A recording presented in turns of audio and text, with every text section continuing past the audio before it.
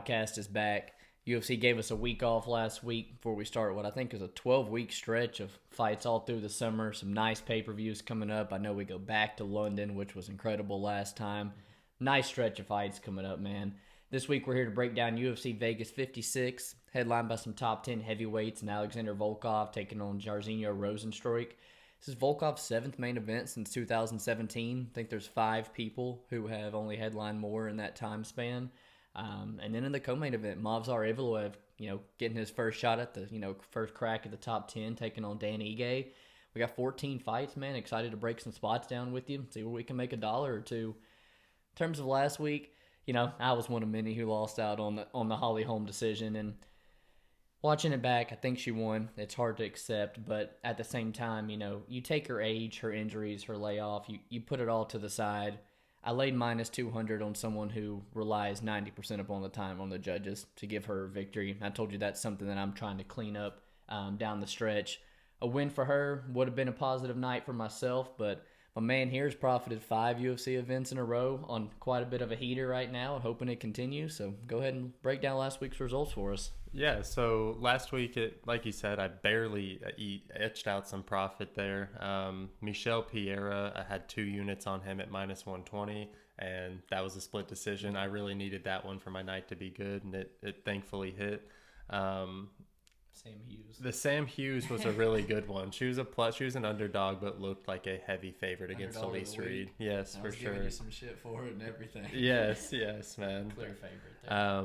Probably should have laid off. I keep on trying to hit these unders in the main event. I just see the under 4.5 rounds at plus money. My eyes get wide. I need to kind of clean that up in the future, but ended up the night 0.47 units profit, and I'll definitely take it. Looking at your card, Tabitha Ritchie over Polyana Viana, 2 units at minus 146. She made easy work of Polyana. The Felipe Colares bet, both of us got stuck on it. And Chase Hooper, I don't know, man. He's finally grown into that body. Yeah. He actually looks like a legitimate fighter now, and maybe earned a little bit of respect in both of our eyes. Then, the Alan Adamdowski and Joseph Holmes under 2.5 rounds, that was an absolute lock. And under minus 200, that's you got to hit that. You hit it for 1.5 units. That was a good play. You ended minus 2.36 units on the night, but looking to bounce back. In our main event, we have 2 big boys in Jairzinho Rozenstruik taking on Alexander Volkov. Both these guys kind of out of the race for the title shot right now, but this would definitely help both of them stay in the UFC. They are kind of on the decline, but this is a winnable fight, and that's why we're seeing these even lines. I want to start by talking about Volkov's last performance against Tom Aspinall. I'm throwing that fight out the window. Aspinall is a completely different matchup from Rozenstruik, and I'm not going to take away from Volkov getting beat by a generational talent like him. This week leading up, I know a lot of people have seen Rozenstruik's video that he posted. It was like a crappy sped up video of him practicing takedowns and training, but I can almost guarantee that he's not going to use that approach in this fight.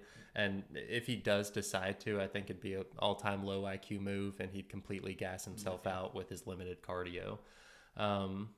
When it comes to striking, I'd also lean Volkov. I think he's the bigger, longer fighter. And although we have seen him fall apart against other strikers in the past, like Derek Lewis or Cyril Gane, there's some pretty legitimate arguments on why he lost that. With the Derek Lewis fight, he wasn't Volkov 2.0 yet. Right. And me and we love the extra weight that he put on there. And with Gane, that's a type of elite athleticism. Another generational talent. Yeah, you can't knock him for it. Then when it comes to the movement side of things, I think that's like the biggest difference between Gane and Rozenstruik here. Rozenstruik much more happy to sit back and wait to counter opponents, and I don't think Volkov's the type of guy who's going to open up to him, and he'd be more than happy to kind of sit on the outside and pick him apart at length. I've had some pretty awful luck picking the sides on these main events recently, but I did place a small bet on Volkov. I think he should win this closer to 70% of the time as opposed to the 60% that he's implied. So I did lay it, not loving it, but all signs point to Volkov for me. Yeah, I'm with you. I come out on the same side here in the main event. I've got one unit tracked on Volkov myself. When I break it down, man, extremely winnable fight for Volkov despite looking, kind of off in his last two fights. Much bigger, much more experience, and he's going to throw twice the volume of, Rozenstruik when they are standing out at range.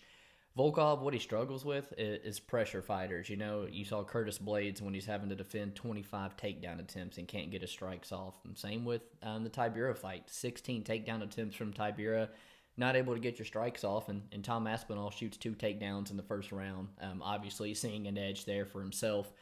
I don't think that's the style of fight, like you said, that you're going to get from Rozenstruik. And if it is, dude's gassing in 1 or 2 rounds if he's wrestling heavy. I fully expect it, to be a striking battle, probably, potentially over the full 25 rounds.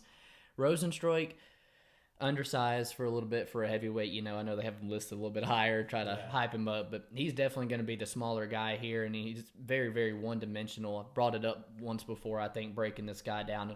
I don't think he's ever unanimously won a round. He's either knocked you out in the first round or he's lost every round until he knocks you out, And so not a lot to love from the guy, really. I think Volkov's going to set the pace with the teep kicks, with the jab, keep his distance. And again, I don't think it's going to shock me if it goes to full 5 rounds.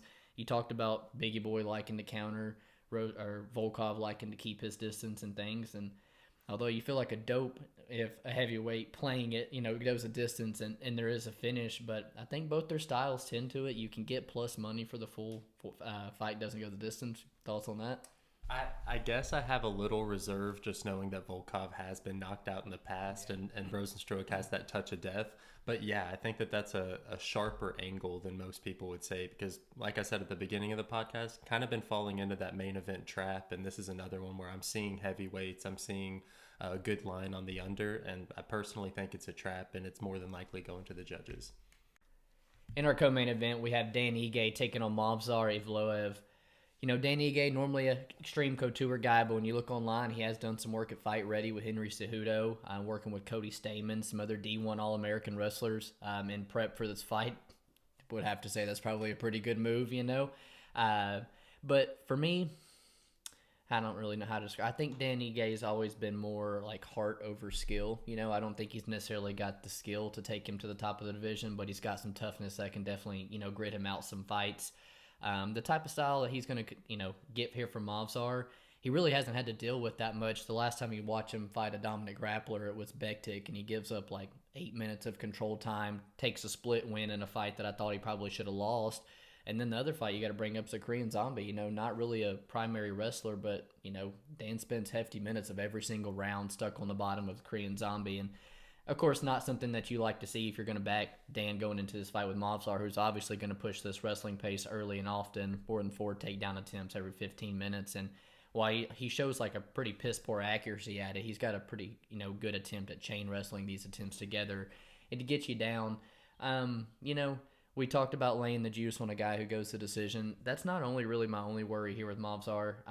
In the Grundy, in the Nick Lentz fight, he is deep in some of those chokes that he leaves his neck out for. And then in the Hakeem Dawodu, you see the third round cardio get a bit sketch. So there is a little bit of concern here backing Movsar, but I think he's the side. I think he rides out Dan Ige for a lot of top control time. How do you see this one?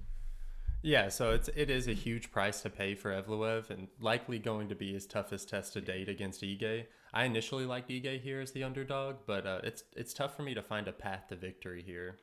For me, Ige's kind of been one of those fighters that just seems to fall through the cracks of the rankings, and he finds himself in these huge spots against big-name opponents, and it just hasn't worked out for him up until this point.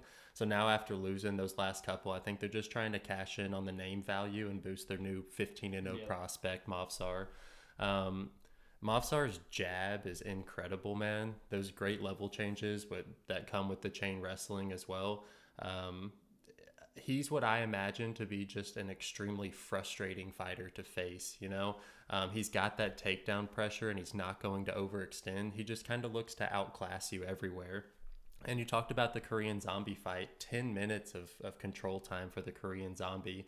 And I don't think that there's any real comparison from Korean Zombies wrestling to Movsar's. So what's going to stop Movsar from having that same success? You talked about the scariest part of this fight is there's a high likelihood of Movsar not necessarily covering his price tag. To me, this seems like a fight with Dan Ige's toughness that's going to see the judges 80% of the time, and it's going to be really difficult to win at an 80% rate, which is the minus 400 price tag Movsar's got right now. Regardless, I think Movsar's skill set, he's got Ige beat everywhere. But for what it's worth, Ige has weaseled out a couple of split decisions. Yeah. So, everything tells me to lay off from a betting perspective, but from a capping perspective, I just think Evloev's better than Ige everywhere. So I think both of us have kind of fallen into that trap and laid a little bit on Evloev, but we caution anybody who is going to play him at minus 400 that there is a good chance that you could get screwed over by the judges yet again. Yeah, Holly Holm repeat from last week. Exactly. But Mobsar's online talking, finishing Ige in round 1. He says what he's doing. He finished all these fights over there in Russia on, was it K1? K1. Was it K1 that he was fighting at? So he was finishing all the guys over there. M1. That's about to say K1's kickboxing, yeah. But M1 Global, I think, is where he was finishing all these guys at. I'd yet to get one in the UFC, I believe, but he's talking this one up and would like to see a first one finish and not sweat this one on the scorecards. My fight of the night is going to be Felice Herrig versus Karolina Kowalkiewicz. And I am highlighting it for a reason. Please don't call 1-800-GAMBLER just yet. This is a loser goes home fight for two veterans. And although they didn't really live up to their expectations in the UFC, they have put on some very memorable moments. Kowalkiewicz going 5 rounds with Joanna champion. Herrig beating the shit out of Justine Kish. Now we just get to see a rematch of a really close competitive fight. Both these girls kind of got jumped up excited for this rematch because it is easily the most winnable fight for either girl since their first one. As far as breaking the fight down, I'm finding it increasingly difficult not to place a bet on KK here.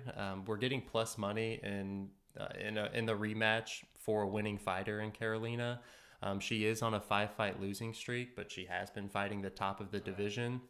And she's continued to train on a regular basis at American Top Team with some of the top fighters in the world. Look at Felice. She's older. She's had suffered from knee injuries late in her career. And as far as who I think skill set has diminished more since their first fight, I got to think that it's Felice Herrig, who's, diving into out of competition ways to make money. I think that especially when you take a look at that last fight, Karolina also was the better striker and grappler of the two. It's most likely a pass all around, but if people do start betting Felice, I think I saw minus 136 on her this morning, and I could get a price tag on KK at plus 108. If it goes past that plus 110 threshold, I'd probably look at placing a bet on Karolina on a 5-fight losing streak. So, man, I'll come out on the same side. I think Karolina takes it. You talked about loser leaves town. I thought they both already left, to be honest with you. Combined 8-fight losing streak here with Felice. L3, the girl's 37 already, tore her ACL a couple years ago. And outside of the phenomenal shape that girl comes in, there's not a lot of substance there from her as a fighter, in my opinion. Karolina, the last win she had in 2018 against Felice Herrig, split decision that when I watched it back this week, potentially 30-27 for Karolina. I don't think that should have been a split. I thought she was the rightfully better fighter there and should have won. Proceeds to go get knocked out by Jessica Andrade in her next fight, and we really just haven't seen that fire from her, the love to get in there and brawl. And, I don't necessarily blame her. It was a pretty bad knockout. But, the last fight, she's looking good, and she makes just a bonehead mistake of following Jessica Benet down to the ground. It reminded me of what's her name, the way she did Mackenzie Dern and things. It's just only way to give Jessica Benet the chance to win the fight, and you go down there. And then, so not a lot to love from both of the girls. I'm going to come out on the same side, but I don't really want to give too much of my input because I'm actually going to be betting this fight as well for my prop section. For my fight of the night to talk about, I'm going to go with Tony Gravely versus Johnny Munoz Jr. A lot of love for the dog and Johnny Munoz Jr. and pretty intriguing fight. I think it's going to have some fun grappling exchanges. You usually have the wrestler who is able to go out, ride out top control, rack up the minutes with the wrestling here, beat those jiu-jitsu guys. The problem for Gravely is keeping up that wrestling pace for 15 minutes and staying safe from the submissions have really been an issue for this guy throughout his career. He trains out of American Top Team, and I think in terms of pure wrestling, man, Tony Gravely is one of the better wrestlers that we got at 35. And outside, before he got into the UFC, all of his losses, man, they come to absolutely legit competition who fight at a high level now in the UFC, Bellator, other places. And his hands are starting to improve as well. He's starting to get a couple knockdowns against his last couple guys, and Munoz and the other dude before that, Burchak, I think it was, that he finished on the feet. And while, normally I'm all over the wrestler in this position, reminded me of back in Cortez and the Gato fight, Ricci against Pollyanna. These people I know can stay safe in the jiu-jitsu person's guard game. I know they're not going to gas, and I just can't say the same here wanting to back Tony Gravely, so I have stayed off of him. And Munoz Jr., incredible jiu-jitsu is really what you see from the guy, and I probably would lean him a little bit on the feet as well with the little bit of karate style he has. Throughout his UFC career, I backed him both times. I backed him against Munoz. I really thought he got screwed out of decision there, and then I knew the submission against Jamie Simmons was pretty much easy money. But I don't think he's got the terms of experience of Gravely. He's definitely not fought at the high level style, and I think he's going to find himself on his back quite often here, man. So while I think Munoz Jr. could potentially be a live dog, at the same time I think he's almost submission or bust, and is probably going to lose the decision here to the wrestler, man. So I've ended up passing, but I think I am going to stick with my boy and Tony Gravely. So I already placed a bet on Johnny Munoz Jr. earlier in the week at plus 130. And in hindsight, maybe I would have liked to have laid off or played that Johnny Munoz by finish only at plus 110. I think that's obviously the smarter play. But you talked about it, man. Like trying to bank on Tony Gravely when he's let so many people down so many times, it's really tough to get behind. We were talking about it earlier this week, and I kind of likened this fight with Tony Gravely to Clay Guida versus Claudio Puelles. That's somebody in Clay Guida who we've shown time and time again that he has issues with submission specialists, and Gravely's no different. He's a heavy wrestler. He needs to be in that position to win, and he's been submitted 5 different times. This is another fight where I think Johnny Munoz Jr. Definitely has a submission threat if Gravely gets the fight where he wants it. But if the fight stays on the feet, I also tend to lean Johnny Munoz Jr. just having a more well-rounded game on the feet where Gravely's almost always trying to set up his takedowns with his striking. So for me, I think it's it's going to be a great fight, but I would have liked to have laid off. I'm leaning Johnny Munoz Jr. You got the closing line value in your favor and things, so you can't hate it. I do think he's live for a sub, man, so hope you cash that ticket. For my fighter to watch, I'll be taking Askar Morozov, or better known as the Ukrainian Conor McGregor. He's been a hot topic this week. Originally coming into the week, he had what looked to be a great record. 25-7. 25-7, and since then, Tapology has had to make 2 more revisions, and now we're looking at 19-12. Dude's a little bit sketchy. He got all these new tattoos, changed his look completely, and tried to juiced. Yeah, looks absolutely juiced, and has tried to get rid of a lot of these fights on his record. I think he's got to be your fighter to watch. He's coming in off of bare knuckle wins and fighting absolute cans, and now he's getting Alonzo Menifield. I'm not too high on Alonzo Menifield, but this is a spot where I think he could absolutely starch this guy. Yeah. I'm actually curious to see if he's any type of legitimate. Mm-hmm. So he's definitely a fighter that you have to keep an eye on for Saturday. Yeah, man, he's been the center of controversy all week. Only thing I want to mention, I think Alonzo probably puts this dude out. Doesn't go the distance in any parlay that you want to.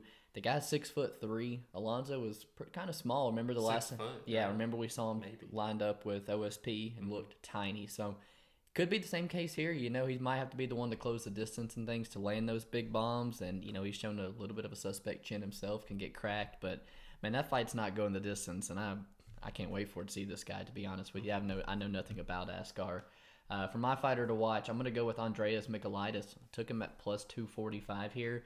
I don't necessarily think Andreas Michailidis is that bad of a fighter. UFC's just kind of put him in some spots that they weren't really hoping, that he was going to win. The Bukauskas, he was like your light heavyweight champ over in Cage Warriors and things. They were trying to bring this new young prospect over and big favorite over against Michailidis, and Michailidis argued takes round one off of him, and then KB Bueller, I kind of, I guess he's the outlier and things. But again, a guy that they were probably trying to give a win for. And then Alex Pereira is a guy who they're trying to fast track to the title, and they're giving him fights that they think are beneficial to him. And what's Michailidis do? Go out there and wrestle him and take round one off Alex Pereira before he gets finished. So dude's a black belt on the mat. He comes in at a bigger underdog to this newcomer than he was against Alex Pereira, who's now fighting, Sean Strickland and things. And the guy he's fighting has legitimately one of the most padded records that I've ever seen. He's had one fight since 2019, been out of action for almost a year and a half, and the guy historically has been a quick finisher. He's never got his gas tank tested, and, outside of flying knees and, falling out the cage door and things, Michailidis, I don't know if he's going to be that easy to put away, man. I took a 0.5 unit shot on him at plus 245. I'm not necessarily counting out a world where he does get taken down and submitted and starched in round one, but there's such limited tape on this Renat guy. His best win is like a far from prime Eric Spicely, and I'm just not convinced that he wins the fight at a 75-80% clip. And Michailidis should keep an eye on him, man. He's potential for an upset on Saturday. Yeah. Yeah, I couldn't agree more. I was just about to talk about the Eric Spicely win. Eric Spicely 0-4 in his last four, and all of them finishes. Like it's not a good look. So yeah, I like Michailidis to get the upset, and I like that that's your fighter to watch. For my underdog of the week, I'll be taking Zhalgas Zhumagulov at plus 160. I've just been sitting on this line waiting for it to continue to go up because I've seen so much love on Jeff Molina over the week, and I think it's finally stopped and is coming down right now. Glory MMA, man. You better bet him immediately, right? Exactly. I think after Molina's last performance against Daniel Da Silva, a lot of people thought that he answered some questions about the grappling and jumped on board the hype train, but I'm still not convinced at all. I mean, we just got confirmation that Da Silva is an absolute fraud after getting knee barred by Little Figgy in round one. And you look at his Da Silva's performance pre-UFC, and it's all cans that he's beating. Then you take a look at Molina's last win against Arichi Lang, and in that fight, Molina clearly drops the first round and was a 3-1 dog going into that second round, which he lost the entire round before landing that shot in the final 10 seconds that secured him the round two over Arichi Lang. In my opinion, Zhalgas is somebody who has a game that is better than Arichi Lang, and if Arichi can make a fight that close, I'm more than happy to take Zhalgas, who's an underdog in this spot, known for making fights very, very close, and is the first real test for somebody like Molina. Molina, in my opinion, still kind of built like a kid. I know we talked about Chase Hooper a lot before his last fight as being somebody who hasn't developed into their man body yet. And I think you can say the exact same thing for Molina here. He's only 24 years old. He until he develops a more muscle, I think that he'll always have trouble dealing with opponents who have legitimate wrestling threats because he doesn't have the physical strength in his hips to try and stuff those. I don't think that Molina gets his head off the center line very well. I think he relies on his Colombian toughness and his willingness to eat shots to deliver his best offense. At range, I think he does a great job at timing at timing shots as his opponents open up for kicks. He does a decent job at using his 1-2, but I'm just not impressed. He reminds me of a much slower, less powerful Adrian Yanez, and I definitely have my doubts. So Zhumagulov coming in here, having some real wins on his record. I just think that he is the side here, should rightly be the favorite. And although it is like a situation where the UFC is probably giving a winnable fight to their prospect in Jeff Molina, I think that this will probably be a bite that's too big, and he'll have to kind of go back, work on things at 24 years old, and come back a better fighter 2 years from now. To be honest with you, man, I can't hate it. You've been on a heater. You're 2 units on this underdog. You're feeling confident. I respect it a shit ton. I took Molina at minus 146 for a unit. to see him at minus 200, I would never bet minus 200 by no means. He's 100% coming that mush bet of the week, and in the back of my mind, causing some doubt.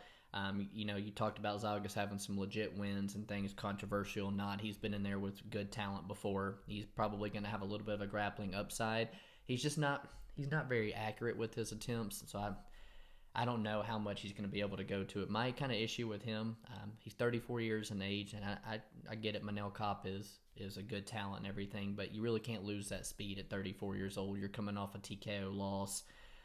Speed's just something that you really can't lose in these weight classes and things. And I don't know. You're kind of making me, regret my Molina bet a little bit, and he is becoming mushy. But plus 160, and a dude who is notorious for making fights close with high-level competition, you can't hate it. For me, underdog of the week, I'm going to go with J.J. Aldrich, man, at plus 460. I think you and I have taken a shot on her as well. And it's like, how many times we got to see huge women favorites drop the ball before lines like this just quit being made? I think Blanchfield is a promising prospect. I do. She's fought very good competition in Invicta before coming over, and was a very, very dominant win over Miranda Maverick, who I also think is a very decent prospect as well. But to have Blanchfield, man, as high as minus 700 is just a bit ridiculous to me. And, she's taking on a UFC vet here, a 10-fight UFC vet in J.J. Aldrich. Trains out in Colorado. Great conditioning. She works with probably the best camp, I think, for women out there in Colorado. There's a cluster of women out there training at times. She's got really good boxing. And then, her style of fighting that she's been having to go against lately, 3 grapplers, man. Courtney Casey, Vanessa Demopoulos, and Jillian Robertson. I don't think that they're going to have the same level of grappling, but that's what's been in her training camp for the last 3 times, is drilling grappling. And so I think while she's superior on the feet, she's definitely going to be taken down a time or two by Blanchfield, but I'm just not convinced that Blanchfield should be a minus 700 here, and I'll take a 0.5 unit stab at plus 460 on the 10-fight UFC vet all day. Yeah, you talked about the women's favorites being in this position. It's proven time and time again that shouldn't be the case. And then you throw into the fact that Blanchfield's 23 years old. She's fighting easily the hardest competition to date and a UFC veteran. I think that at some point she is going to finally get that test, and this is probably that spot. I think if she beats JJ Aldridge, they'll put her into the top 15, the top 10, and really get her some good fights. But this is all honestly like a litmus test for Erin Blanchfield to see if she's actually legit. You're not going to walk through JJ Aldridge, and I really find it hard to believe that she's going to cover that minus 800 price tag. So for both of us to be on her at even plus 400 or better, I think that's a good bet, and I think that JJ Aldridge will fight for our money. For my prop bet, I'm going to be taking Zalgas Zumagulov by decision plus 330. I think that this fight sees the judges overwhelming majority of the time, and I'm also on Zalgas Zumagulov, so it was a pretty easy pick to win by his most likely path to victory. I think that he's going to utilize his wrestling over Jeff Molina, and although Molina's tough to keep on the ground, I think that he'll be able to string a couple of those together, as well as land a couple of huge overhand rights that'll kind of get the judges' attentions and lead him into Zalgas' favor. So at plus 330, I think it's an auto bet for me, and I'll be taking a small stab on it. Yeah, doubling down on the dog. You can't hate it. It is probably his best path to victory. The guy is known for, like you said, weaseling out decisions in the past over, top level competition and stuff. Guys that are better than Jeff Molina and more experienced than Jeff Molina. So at a plus 330 price tag, that might be a little hedge on my Jeff Molina bet that I take as well. Jumping back to your fight of the night and Felice, Herrig, and Karolina Kowalkiewicz. I'm going to go KK by decision at plus 165. I think that is a price tag that I will gladly take all day in a fight that I think she won 30-27 the first time around. Herrig is not some up-and-coming prospect that's out there making steady improvements. Been out of action for 2 years now. Everybody thought she retired. She has the ACL tear at like 35, 36 years old. And, Karolina, I guess you could say she's washed up at this point, but Felice Herrig was never really on Karolina's level, in my opinion, and it doesn't matter what, where in Karolina's career she's at. I think it's always going to be a winnable fight over Felice Herrig. Much better Muay Thai striker, racks up the points, disrupts her timing with her leg kick. She's good in the clinch and double the volume, nice right hand. I doubt I would get a single person to argue against me to say Karolina's the much better striker here, against Felice Herrig. But the girl has, no pop on her shots. Felice Herrig's definitely going to be the one that has the power coming back her way. And she's also going to be one that potentially can, mix in the wrestling. So she's pretty strong, physical girl. And that could, weigh a bit on the judges here. But I think at plus 165, to already see that number on a fight that has played out once before in 2018, when Karolina wins by decision. I think this fight hits the scorecards 80% of the time probably, and I'll stab on Karolina, who I think is a better fighter and has already won a decision in the past. For my best bet, I think I'm going to be going with Alexander Volkov. I was kind of in between a couple of best bets, and I think I've talked enough about Zhalgas that I am going to just expand on the Volkov thing. There's nothing that I see that Rozenstruik has an advantage over. I think people are going to bet Volkov up to minus 200 when they see weigh-ins because they're actually going to see the 5-inch difference and Volkov outweighing him.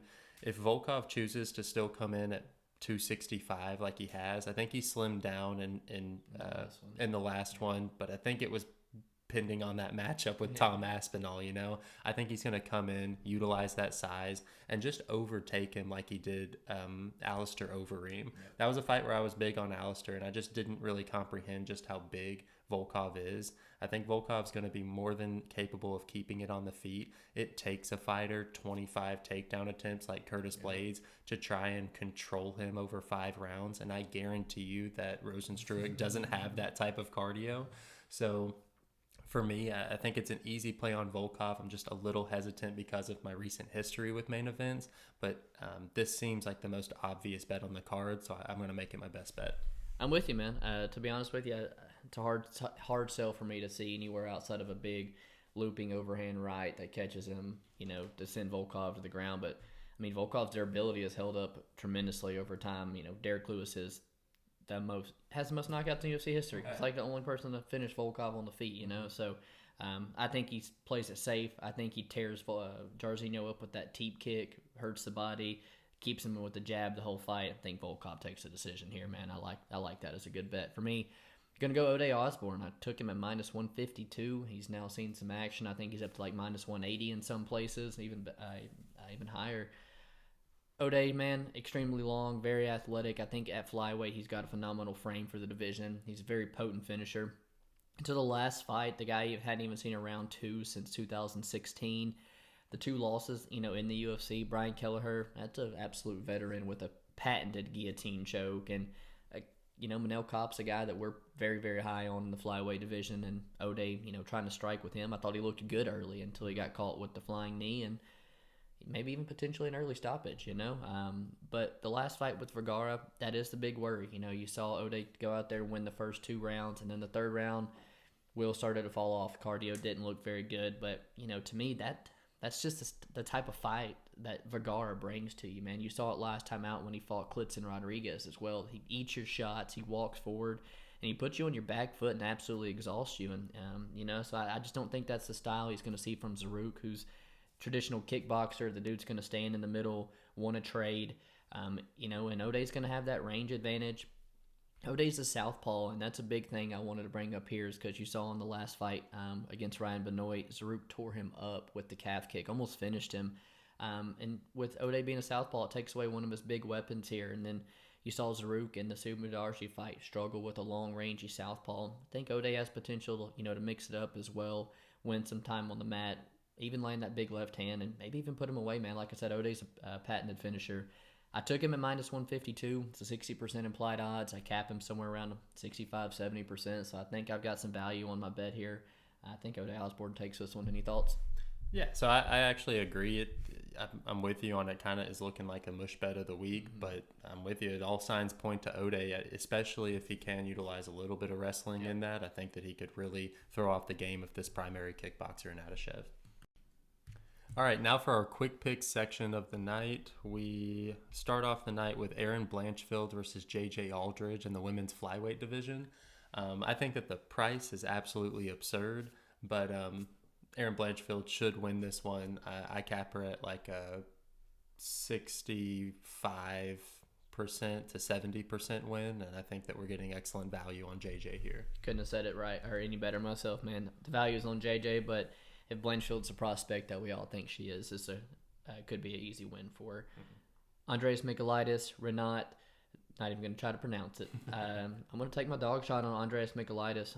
Not seeing the competition or the fight time or anything I'm liking on Renat's side, so take another dog shot on Andreas Michailidis. Yeah, as we talk about it more, I think that I might end up tailing you later on in the week on the Michailidis pick. Other dude just hasn't proven anything to me. And moving on to the next fight, we go to men's flyweight with Jeff Molina and Zhalgas Zhumagulov. You guys know I'm all over my boy Zhalgas here.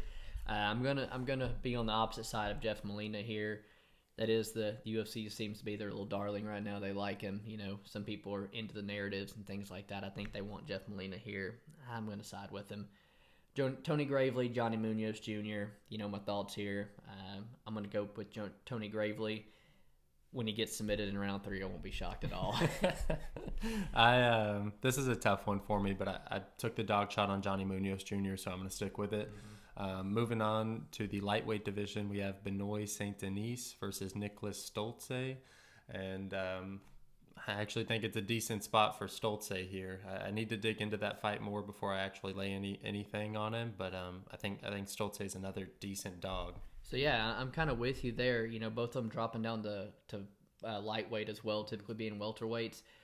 With Benoit Saint-Denis, you saw nothing but him get the piss beat out of him last time, and now he's a minus 155 favorite. So, yeah, I'm kind of with you. Stolze might be a live dog as well. Damon Jackson, Daniel Argueta, you know, Dan was on tough. He's a bantamweight. You know, he's a primary grappler, so I don't think that's going to play well into Damon, you know, having to grapple with the bigger Damon Jackson. The price on Damon Jackson is a different story, but he will be my pick. Yeah, no, okay, I'm with you. It's like the same thing with Aaron Blanchfield. Line's absurd. Damon Jackson should win this. Moving on, we go to the lightweight division. Joe Selecki versus Alex Da Silva. Another dog spot for me. I took a shot on Alex Da Silva plus 180. I think it's a great price tag. Joe Selecki kind of gets himself into some sticky situations, and I wouldn't be surprised if Alex Da Silva could pull one out. That he does. Man, I parlayed Selecki like a week ago. Messed up on the line terribly. I'm going to pick Selecki. I really like this guy's level of jiu-jitsu. He is like a wet blanket when he gets on top of you, and I think he's got better grappling than Da Silva, who's going to be willing to grapple some. And so I think Joe Selecki rides out a decision. Felice Herrig versus Karolina Kowalkiewicz. Karolina by decision for me. Yeah, I'm also going with KK. Hopefully she can end her UFC career with a win. Moving on to the light heavyweight division, we have Alonzo Menifield taking Askar Murazov. I've got Alonzo Menifield, and I hope he dusts him early. Yeah, Alonzo Menifield by TKO would be nice. Old dude from Ukraine should be over there, you know, defending like all the other guys are.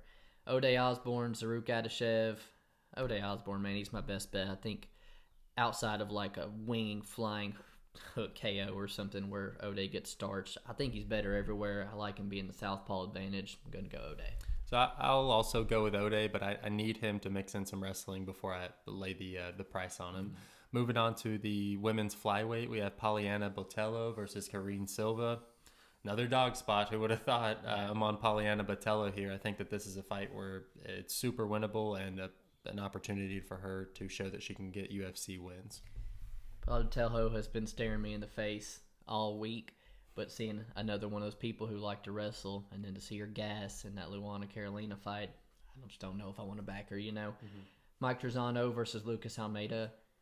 Actually going to be my pick to take home $50K for fight of the night.